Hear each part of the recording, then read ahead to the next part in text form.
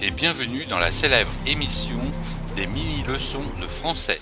Cher professeur Pivot, quelle est la leçon du jour? Il faut se méfier des verbes terminés par yé, et et elé. En effet, que pouvez-vous nous dire à ce sujet? Prenons tout d'abord les verbes terminés par yé, comme balayer, essuyer, etc. Pour ces verbes, on transforme le y en i devant les terminaisons débutant par un e muet. Par exemple, pour les verbes essuyer et balayer, on écrit « j'essuie la vaisselle et tu balayes le sol ». Ou encore, au futur, « j'essuierai la vaisselle et tu balayeras le sol ». D'accord.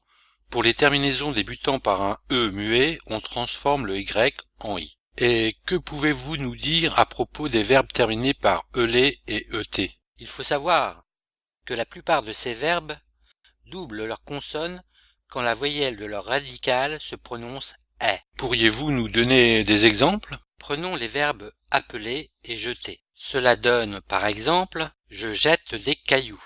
Ici, on entend bien le son « est ». Mais attention à la première personne du pluriel, on écrit « nous jetons des cailloux ».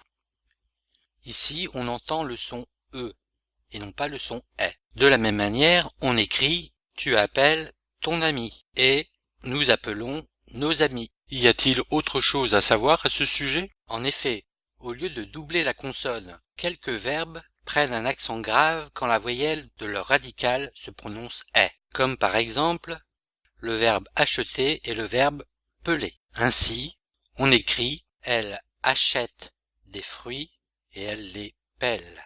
Ou encore, au futur, elle achètera des fruits et elle les pèlera. Merci d'avoir suivi cette mini-leçon. Je vous dis au revoir et à bientôt.